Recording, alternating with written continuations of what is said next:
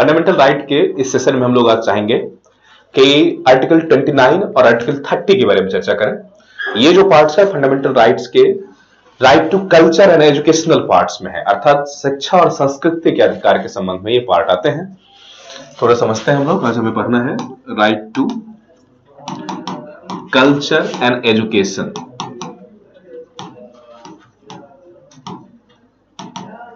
शिक्षा और संस्कृति का अधिकार।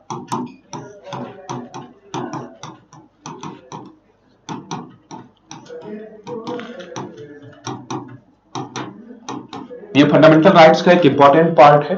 पुरानी कड़ी को आगे बढ़ाते हैं। इसमें हमें दो आर्टिकल पढ़ने हैं, आर्टिकल 29 एंड आर्टिकल 30। ये जो कंसर्न्स है आर्टिकल 29 और आर्टिकल 30, इस दोनों ही आर्टिकल में मूलतः इस बात को डिसाइड किया गया है कि जो भी कोई भाषाई अल्पसंख्यक हो या धार्मिक अल्पसंख्यक हो, किसी भी तरह के जो अल्पसंख्यक व्यक्ति होंगे वो कैसे अपनी सभ्यता, संस्कृति या अपनी जो लिपि है या उसकी जो भाषा है उसको कैसे जिंदा रखे, कैसे इसको बनाने के लिए उसे कुछ स्पेशल राइट्स दिया जाए।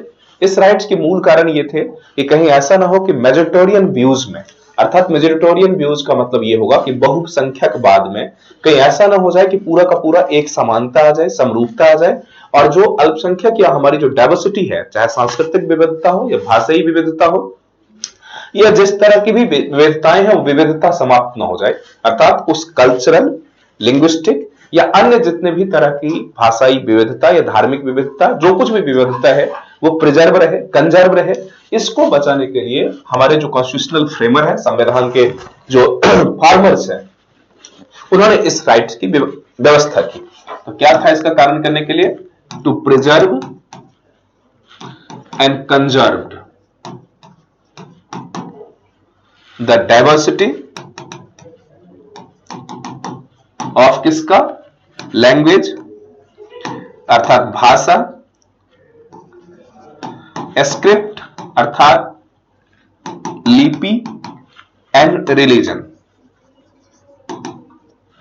भाषाई, धार्मिक और जातीय जो अल्पसंख्यकता है, वो जो विविधता है, उसको बचाने के लिए इस बात को इंट्रोड्यूस किया गया। क्यों किया गया? कहा था कि भारत दुनिया के सबसे विविधतम देशों में से एक है, जहां पीक ऑफ द बायोडाइवर्सिटी पाई जाती है। डाइवर्सिटी का सबसे पीक पॉइंट है। दुनिया के सारे धर्म, सारे मजहब, सारे नस्ल के लोग भारत में रहते हैं। एक अलग तरह की होमोजेनिटी है भारत में, मतलब इसको कहते हैं यूनिटी इन डाइवर्सिटी।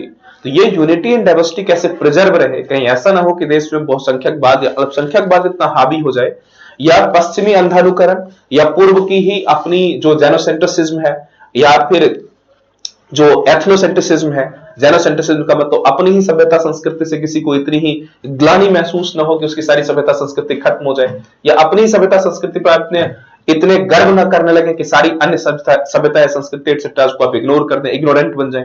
इन सारी चीजों के लिए एक प्रॉपर विविधता को समावेत करने के लिए, मेंटेन करने के लिए इस दो आर्टिकल्स की व्यवस्था की गई। अब हम लोग चलते हैं इसमें आर्टिकल 29 क्या कहता है, फिर आर्टिकल 30 पे चलेंगे। जो आर्टिकल 29 है वो स्पेशली कहता है, ये इसमें दो क्लॉजेज हैं, 1 एंड 2। आर्टिकल 29 का क्लॉज 1 ये कहता है कि देश के किसी भी नागरिक या उसके अनुभाग, अर्थात कि जो पीपल्स है, उसके पॉपुलेशंस या उसके जो कोई पार्ट्स है, जो ग्रुप्स है, उसके पास इस बात की राइट है कि वो अपनी भाषा, लिपि और संस्कृति को जैसे चाहे प्रिजर्व करे। तो इसका रूल फर्स्ट ये कहता है कि किसी भी समूह या व्यक्ति या उसके अनुभाग, अनुभाग का मतलब जो ग्रुप है, स्पेसिफिकली जो भी ग्रुप्स हैं, पर्सन्स हैं, उसको अपनी भाषा अर्थात लैंग्वेज, अपनी जो उसकी स्क्रिप्ट है वो, और अपनी जो कल्चर है उसको प्रिजर्व करने का राइट है। को लैंग्वेज अर्थात भाषा, स्क्रिप्ट अर्थात लिपि, एंड कल्चर अर्थात संस्कृति को बचाने का राइट है। संस्कृति को प्रिजर्व या कंजर्व अर्थात संरक्षित करने का राइट है।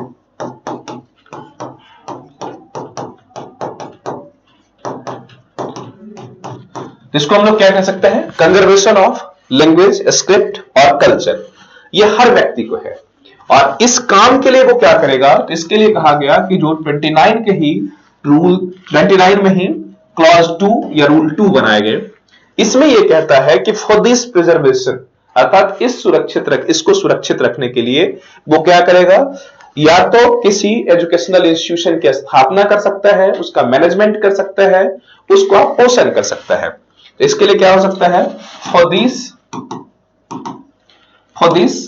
दे कैन एस्टेब्लिश और मैनेज, वो क्या कर सकता है, किसी भी इंस्टीट्यूशन, किसी एजुकेशनल इंस्टीट्यूशन,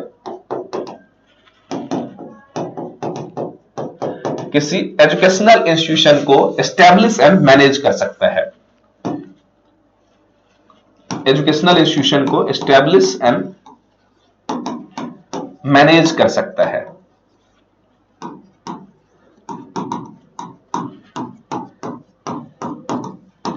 मतलब आपको जो अपनी स्क्रिप्ट बचानी है, अपनी भाषा बचानी है, अपनी धार्मिक शिक्षा के लिए यदि आपको कल्चर से एक्सेट्राज के लिए जरूरत होगी, तो आप कोई ऑर्गेनाइजेशन, कोई संस्था, कोई इंस्टीट्यूट खोल सकते हो, और उसके लिए कोई आपको रोक नहीं सकता। ये आपके पास राइट्स हैं, और राइट्स किस किस के हैं, तो आप एस्टेब्लिश कैसे कर सकते हो, उसकी स्थापना भी कर सकते हो और उसका मैनेजमेंट भी कर सकते हो। अर्थात मैनेजमेंट में भी आपको पूरी छूट होगी, मैनेजमेंट में भी किसी का हस्तक्षेप नहीं होगा और एस्टेब्लिशमेंट में भी हस्तक्षेप नहीं होंगे।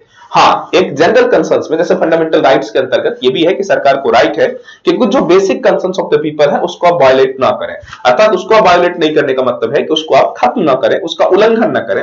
और इसके लिए आपको ये कहा गया कि ऐसे जो कोई भी इंस्टीट्यूशन बनाओगे, तो चूंकि आपको अपना कल्चर प्रिजर्व करनी है, अपनी भाषा प्रिजर्व करनी है, अपनी जाति ही प्रिजर्व नहीं करनी है। दैट मीन ये हुआ, यदि आपको लगता है कि आपकी भाषा, संस्कृत एक्सेट्राज है, तो उस इंस्टीट्यूशन में भी यदि कोई व्यक्ति प्रवेश लेना चाहे, तो उसमें आप किसी को इस आधार पर मना नहीं कर सकते कि तुम पर्टिकुलर जाति, पर्टिकुलर धर्म या पर्टिकुलर रेस के हो।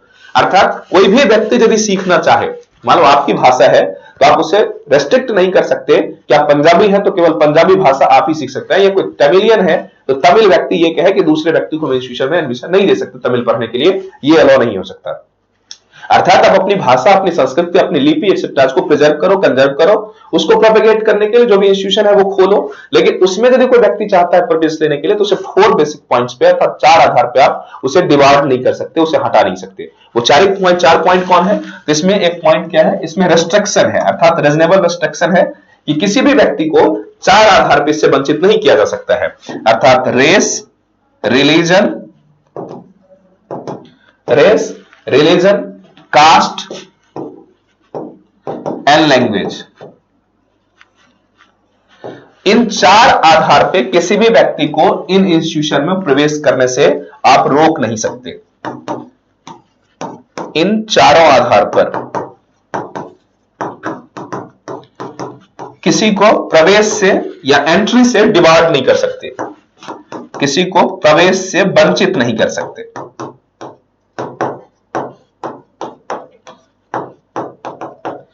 मतलब भले ही वो ऑर्गेनाइजेशन किसी पर्टिकुलर भाषा, धर्म या संस्कृति के उत्थान के लिए बना हो, लेकिन यदि कोई उसमें एडमिशन लेना चाहता है तो एडमिशन ले सकता है।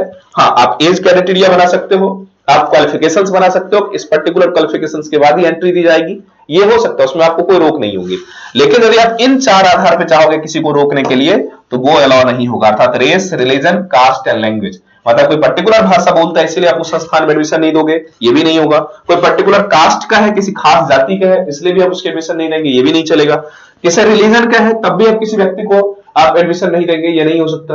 और उसके बाद जो रेस है, उस रेस, किसी नस्ल के चलते भी आप उसे रोक नहीं सकते।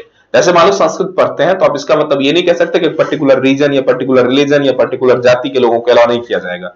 या उर्दू पढ़ना है, तो आप ये नहीं कह सकते कि हिंदू उर्दू नहीं पढ़ सकता या मुसलमान संस्कृत नहीं पढ़ता, ऐसा नहीं आप कह सकते। जिसको भी जो पढ़ना है वो कर सकता है। हाँ, आपको जिसकी प्रिजर्वेशन करनी है उसके लिए आप ऑर्गेनाइजेशन बना सकते हो, और उसका जो ऑर्गेनाइजेशन है वो उस तरह से आप डेवलप कर सकते हैं। ये हो गया आर्टिकल 29। इसके बाद इसी अर्थ में एक स्पेशल सा राइट दिया गया आर्टिकल 30 में, जिसमें स्पेशल माइनॉरिटीज के राइट दिए गए, अल्पसंख्यक के अधिकार से संबंधित। इसी संदर्भ में एक कंसर्न आया किसमें, जो माइनॉरिटीज। अब इस अल्पसंख्यक, अर्थात माइनॉरिटीज कौन है, अल्पसंख्यक। तो अल्पसंख्यक का मतलब होता है किसी भी एरिया में जिसकी 50% से कम पॉपुलेशन हो। अब 50% से कम पॉपुलेशन किसी भी व्यक्ति, किसी भी संस्था, किसी भी ग्रुप का हो सकता है। अब ये जो किसी भी पॉपुलेशंस हैं,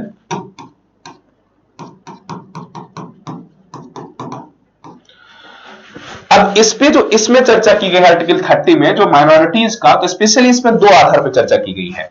एक तो रिलीजन के आधार पे, रिलीजियस माइनॉरिटी, एंड दूसरा इसमें जो चर्चा किया गया है वो है लिंग्विस्टिक माइनॉरिटी।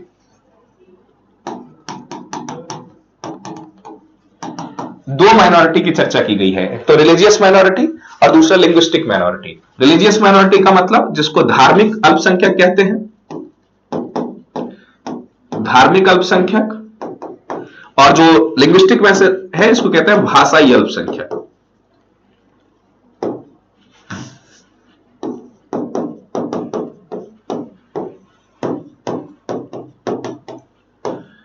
याद रखो 29 में कहा गया कि अल्पसंख्यक से मतलब नहीं है, आप अपनी चीजों को प्रिजर्व कर सकते हो। 30 में स्पेशल प्रोविजन किसके लिए बनाया गया, जो माइनॉरिटीज हैं। अब माइनॉरिटीज के लिए जो रूल बनाए गए तो इसमें भी दो सब रूल्स हैं, ये दो क्लॉजेज हैं। तो आर्टिकल 30 के दो क्लॉजेज हैं। जो पहला क्लॉज है 1 और दूसरा क्लॉज है 2। फर्स्ट क्लॉज में यह कहा गया है कि भाषा और धर्म के आधार पर जो माइनॉरिटीज हैं वो अपनी धर्म या भाषा को प्रिजर्व करने के लिए अपनी रुचि के शिक्षण संस्थानों की स्थापना और उसका मैनेजमेंट कर सकता है। अब यहां क्वेश्चन आएगा कि ये बात तो 29 में भी था। 29 में क्या कहा गया था कि आप किसी भी धर्म या भाषा या किसी भी चीजों को बचाने के लिए ऐसा कर सकते हो। फिर 30 में करने की क्या आवश्यकता, 30 में भी यही बातें कही गई। तो कहा गया कि 30 में स्पेशली अल्पसंख्यक के लिए कहा गया है। और अल्पसंख्यक के लिए क्यों कहा गया है, तो इसके लिए आगे चर्चा करवाएंगे कि अल्पसंख्यकों को कुछ विशेष राइट्स दिए गए। विशेष राइट्स क्या है, बाद में इसको वैसे ऐड किया गया, लेकिन ऐसे कंसर्न समझियो। जैसे कहा था कि मान लो आप मेजोरिटेरियन हो, मेजोरिटेरियन का मतलब आप हिंदू हो। अब ऐसे कंसर्न्स में यदि आपको अपने इंस्टीट्यूशन चलाने के लिए यदि कुछ आपको बनाने हैं, कोई ऑर्गेनाइजेशन चला रहे हो, तो एक तो इसके लिए रूल रेगुलेशन बड़े कठोर होंगे, सख्त नियम का पालन करना होगा। दूसरा कंसर्न, यदि आप माइनॉरिटीज हैं और ऐसे कंसर्न्स पर आप यदि स्कूल कॉलेज या यूनिवर्सिटीज बनाना चाहते हैं तो आपके लिए नियम में कुछ छूट दी जाएगी। एक बेनिफिट ये है। इसका उद्देश्य यह था कि जो अल्पसंख्यक हैं, जो सामान्यतः मेजोरिटेरियन कंसर्न्स में या देश के नॉर्मल हालात में जो व्यक्ति अपने आप को कंपीट नहीं कर सकता, अपनी ऑलरेडी वो एक मार्जिनलाइज्ड कंसर्न्स में है, जहां उसके पास संपत्ति या शिक्षा एक्सेट्रा की कमी है, जहां वो ऑलरेडी एक्सटिंक्शन के कगार पे है, ऐसी परिस्थिति में यदि उसके साथ तमाम कठोर रूल बनाए जाए तो एक्सटिंक्ट हो जाएगा। इससे बचने के लिए उसे कुछ छूट दी गई। इसीलिए एक कंसर्न और भी बनाया गया कि मान लो कोई माइनॉरिटीज है, उसने किसी संस्थान की स्थापना की और बाद के समय में गवर्नमेंट को उस संस्थान को कैप्चर करनी है या किसी तरीके से अपने अंदर लेनी है। तो कहा गया कि यदि नॉर्मल क्लासेस के व्यक्ति हैं, उनके कोई संस्थान है, तो उसे सरकार कैप्चर कर सकती है, अधिग्रहण कर सकती है, और उस अधिग्रहण में सरकार पैसा या जो उसका मुआवजा है जितना चाहे उतना सरकार दे सकती है, अर्थात सरकार डिसाइड कर सकती है। लेकिन माइनॉरिटी संस्थान में स्पेशल कह दिया गया कि सरकार मुआवजा बाजार दर पे देगी या बाजार दर से ज्यादा देगी। ऐसा नहीं है कि सरकार जैसा भी चाहे। तो ये एक बड़ा कंट्राडिक्शन है, और इसी कंट्राडिक्शन के लिए कुछ लोग कहते हैं कि ये जो सरकार है, स्पेशली कांग्रेस पे आरोप लगता है, क्योंकि कांग्रेस के टाइम में इस बात में संशोधन भी हुआ था, तो कांग्रेस पे आरोप लगता है कि कांग्रेस अल्पसंख्यक के समर्थक हैं। दरअसल कंसर्न्स क्या है, तो उसके आदर्श हमने कंसर्न्स बताए कि उसमें यह था कि माइनॉरिटीज कैसे अपने आप को बराबर कर सके, इसलिए छूट दी गई। लेकिन बाद में इसका दुरुपयोग हुआ। दुरुपयोग यह हुआ कि कई लोग ऐसे भी हैं जिन्होंने बाकायदा नियम से छूट पाने के लिए अपनी स्कूल या कॉलेज या यूनिवर्सिटी खोलने के लिए कई लोगों ने अपने धर्म परिवर्तन कर लिया, हिंदू से इस्लाम में चले गए या ईसाई बन गए। खास करके जो मिशनरी स्कूल है बहुत सारे इंडिया में भी आप देखना, तो मेजॉरिटी मिशनरी स्कूल के जो मालिक हैं वो सामान्यतः हिंदू हुआ करते थे। बाद में उन्होंने क्रिश्चियन या ईसाइयत को एक्सेप्ट कर लिया ताकि उन्हें स्कूल वगैरह खोलने के लिए कुछ छूट मिल सके, रियायत मिल सके, और उसका फायदा वो उठाते रहे। तो ये होता है मिसयूज। तो ये मिसयूज नहीं होना चाहिए। ये तो अलग कंसर्न्स है, इसको रिस्ट्रिक्शन में चर्चा करवा लेंगे। अभी बेसिक से चर्चा करवाएंगे व्हाट द कंसर्न्स इज। तो जो कंसर्न्स है हमारा वो ये है कि आर्टिकल 30 किसके लिए है, अल्पसंख्यक के लिए है। और जो ये माइनॉरिटीज है, तो इसमें कहा गया कि 30 के फर्स्ट में कि जो भाषाई अल्पसंख्यक है, दो अल्पसंख्यक की चर्चा की गई, भाषाई एवं धार्मिक। जो रिलीजियस एवं भाषाई अल्पसंख्यक हैं वो अपनी सभ्यता संस्कृति को बचाने के लिए दो काम कर सकते हैं। क्या कर सकते हैं, तो एक तो एस्टेब्लिशमेंट ऑफ एजुकेशनल इंस्टीट्यूट, मतलब किसी भी एजुकेशनल इंस्टीट्यूट की दो काम, एस्टेब्लिशमेंट अर्थात स्थापना कर सकता है, और दूसरा मैनेज कर सकता है। ये दो काम वो कर सकता है अपने स्तर से। संपत्ति को मैनेजमेंट भी कर सकता है, अधिकार में भी ले सकता है। हाँ, यहां स्पेशली ये बात ध्यान रखो कि यही बात हमारे कई जगह पे है, फिर भी यहां करने की आवश्यकता क्या थी? जैसे यही काम तो आर्टिकल 19(1) का जो जी है, इसमें भी यही बात एक्सप्लेन किया गया कि आप अपने रुचि के व्यवसाय कर सकते हैं। हमने उस पर चर्चा की थी आर्टिकल 19 में। यही काम और भी जगह है, जैसे कहा गया कि मान लो आर्टिकल 26 में बात किया जाए तो आर्टिकल 26 में भी है कि धार्मिक कार्य के प्रबंधन का अधिकार है। तो यदि आप धार्मिक प्रबंधन तो यहां है ही, तो रिलीजियस से संबंधित जो चीजें हैं तो आर्टिकल 26 में भी इस बात को कहा गया। आर्टिकल 15 के 4 में भी इस बात की कुछ चर्चा है। याद करिए आर्टिकल 15(4) में हमने कहा था कि जहां SC ST OBC एटसेट्राज वाला जो रिजर्वेशन का कंसर्न है, वो रिजर्वेशन हर जगह दिया जा सकता है, लेकिन माइनॉरिटी एजुकेशन में नहीं दिया जा सकता। अर्थात माइनॉरिटी के शिक्षण संस्थान में यह रिजर्वेशन नहीं दिया जा सकता है। रिजर्वेशन नहीं किसमें? माइनॉरिटीज में 15(4) में है। इसी के साथ साथ इसमें जो नॉर्मली ये तो है 30 में तो है ही, तो यहां किया गया। यहां स्पेशली ध्यान रखो इस 1 के तहत एक बात और भी कि यदि सरकार चाहे तो मैनेजमेंट में तो हस्तक्षेप नहीं कर सकती, लेकिन सरकार इन ऑर्गेनाइजेशंस को कुछ मात्रा में कंट्रोल कर सकती है। कुछ मात्रा में कंट्रोल करने का क्या मतलब? जैसे कि इसमें टीचिंग और नॉन टीचिंग जो स्टाफ्स होंगे उसकी क्वालिफिकेशन क्या होगी। ऐसा नहीं है कि आप अपने लिए कोई संस्था तो बना लोगे और उस संस्था में पढ़ाई की या जो शिक्षा की व्यवस्था होगी वो इतने निम्न स्तर के होंगे जहां देश विरोधी शिक्षा दे रहे होंगे, या जो पाठ्यक्रम है या जो चीजें हैं वो देश के खिलाफ हो, या फिर वो एज पार्श्व नहीं है, अर्थात व्यक्ति की समग्र विकास के लिए आवश्यक नहीं है। ऐसे कंसर्न्स में सरकार ये लिमिटेशन बना सकती है कि आपको educational qualification of teaching staff या नॉन टीचिंग स्टाफ क्या रखने होंगे, वो सरकार डिसाइड कर सकती है। हाँ, उसमें किसको रखनी है ये आप डिसाइड कर लो। तो सरकार इसके कुछ पक्ष को कंट्रोल कर सकती है, सरकार कुछ पार्ट कंट्रोल कर सकती है। कुछ पार्ट कंट्रोल कर सकती है मतलब क्या कर सकती है? तो पहला कि qualification of teaching and non teaching staff, इसको आप कर सकती है कंट्रोल। ध्यान रखो क्या कर सकती है? Qualification of teaching and non teaching staff.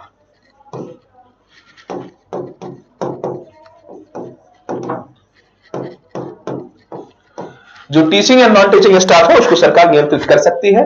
अन्य मामले में सरकार फ्री करेगी कि आपको जो भी संस्थान बनानी है उसको एस्टैब्लिश करो या मैनेजमेंट करो, जैसा भी कर सकते हो, यह आपकी इच्छा होगी।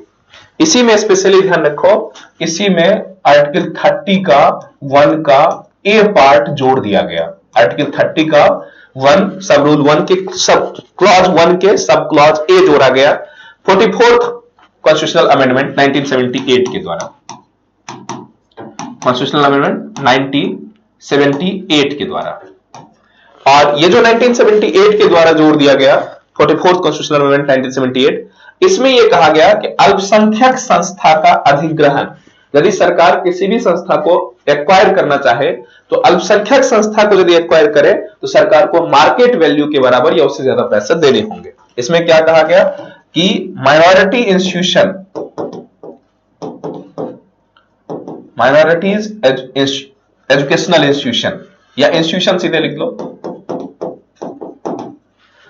को एक्वायर करने के लिए अर्थात अधिग्रहण करने के लिए सरकार यदि चाहे कि उसे अपने कब्जे में ले ले तो इसके लिए अधिग्रहण के लिए मार्केट वैल्यू के बराबर पैसे देने होंगे, के बराबर मुआवजा देना होगा।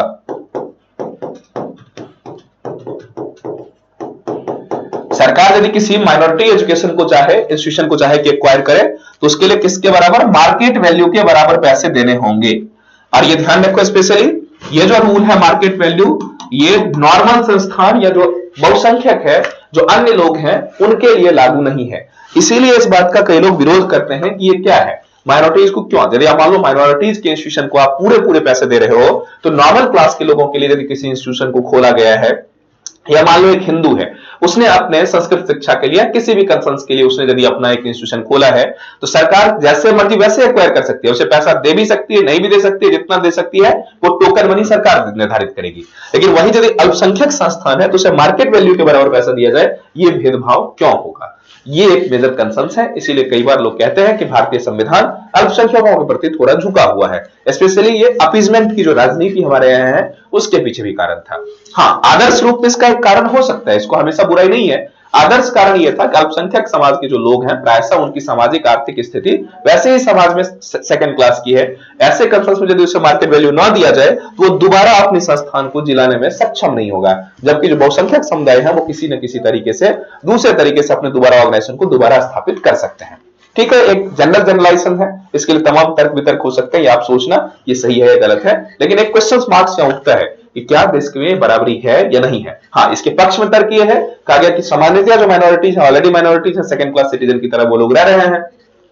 ऐसी परिस्थिति में यदि उसको प्रॉपर रेम्यूनरेशन ना दिया जाए, प्रॉपर मुआवजा ना दिया जाए, कंपेंसेशन ना दिया जाए, तो दोबारा अपनी ऑर्गेनाइजेशन को खड़ा नहीं कर पाएंगे और उनकी सभ्यता संस्कृति या जो कुछ भी है वो नष्ट होने के कगार पर पहुंच जाएगी। इसलिए इसको स्पेशल राइट्स दिया गया। तो ये स्पेशली ध्यान रखो, ये अन्य संस्थान के लिए, अन्य या सामान्य संस्थान के लिए ये नियम नहीं है। सामान्य संस्थान के लिए ऐसा नियम नहीं है, के लिए ऐसा नियम नहीं है। ये क्लियर हो गया?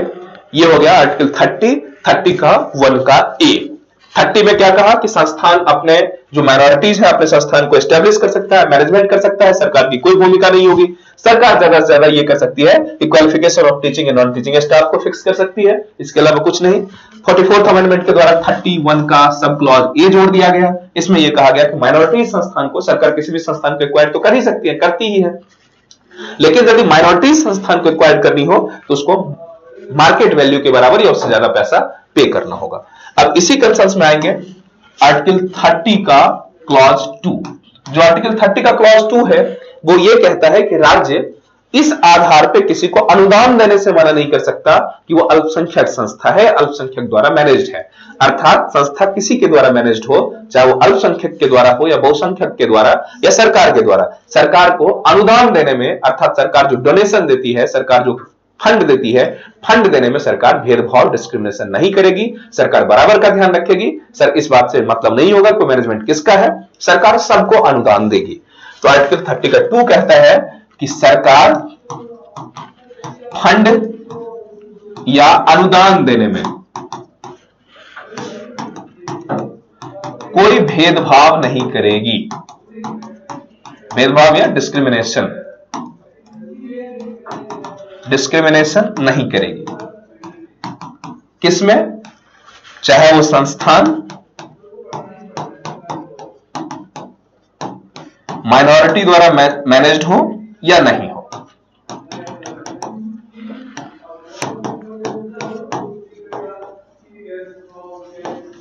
मैनेज्ड हो या ना हो, अर्थात यदि माइनॉरिटीज द्वारा मैनेज्ड हो तब भी कोई दिक्कत नहीं हो मैनेज, तब भी सरकार जब अनुदान देगी तो हर एक संस्था को देगी, किसी संस्था को इसलिए डिवाइड नहीं कर देगी कि वो माइनॉरिटी द्वारा मैनेज्ड है। और इसीलिए इसको क्या कहते हैं? इसी कहते हैं conservation of rights of minorities, अर्थात अल्पसंख्यकों की संस्कृति की सुरक्षा। इसको क्या कहा गया? अल्पसंख्यकों अर्थात माइनॉरिटीज कल्चर,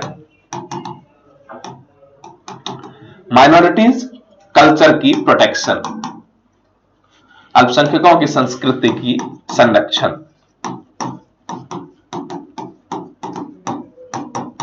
अर्थात माइनॉरिटीज के कल्चर को प्रोटेक्ट किया जाएगा।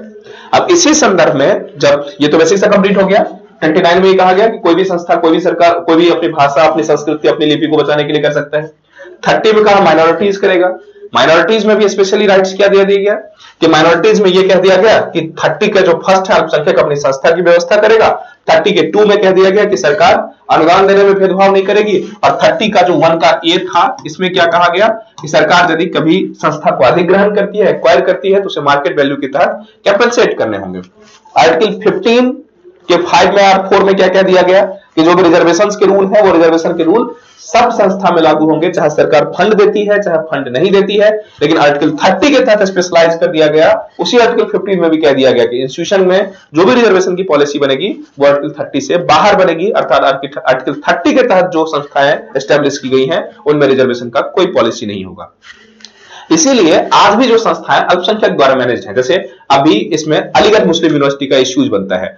अलीगढ़ मुस्लिम यूनिवर्सिटी कहा जाता है कि फंड सरकार करती है लेकिन मैनेजमेंट माइनॉरिटी का है। कुछ लोग कहते हैं कि नहीं, सरकार ही मैनेज करती है, सरकारी सारी भूमिका निभाती है। माइनॉरिटीज कहती है, वहां के जो कुछ लोकल हैं वो कहते हैं कि नहीं, माइनॉरिटीज मैनेज करती हैं। अब कहता है कि यदि माइनॉरिटीज मैनेज करे तो रिजर्वेशन का कोई प्रश्न नहीं, इसलिए एएमयू में रिजर्वेशन नहीं है। सरकार कहती है कि नहीं, उसे मैनेज हम भी करते हैं, पैसे भी हम ही देते हैं। उसकी स्थापना भले ही जिस कारण से हुई, आजादी के बाद का जो कंसेंस है उसमें वो सरकारी संस्था हो गई, तो सरकारी संस्था हो गई तो हम फंड भी देते हैं, मैनेज भी करते हैं, इसलिए रिजर्वेशन एक्सेट्रा लागू होंगे।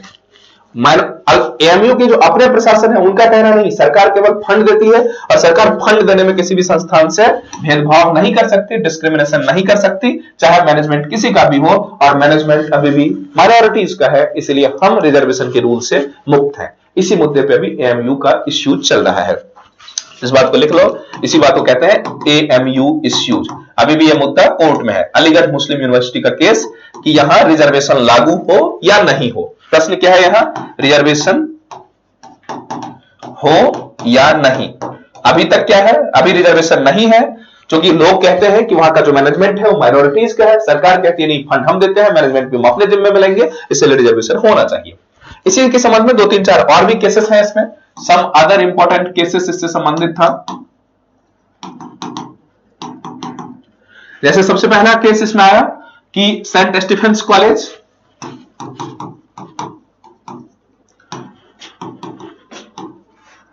Versus DU.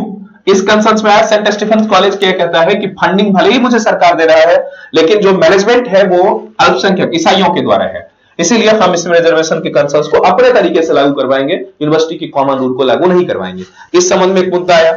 उसके बाद और भी कई सारे कंसर्न्स आए, जैसे टीएमए पाइप फाउंडेशन वाला केस आया, कर्नाटक का केस था टीएमए पाइप फाउंडेशन।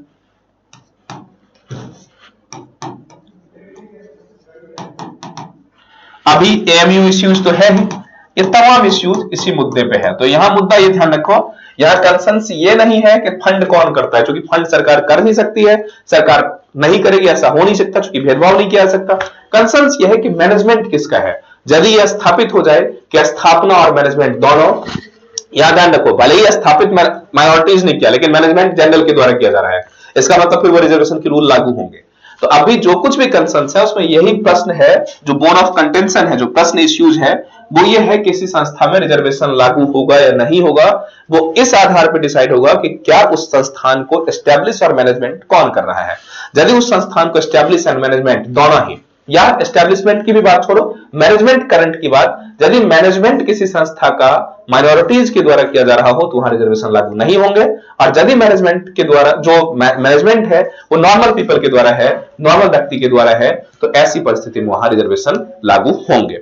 ये बेसिक सा कंसेंसस था।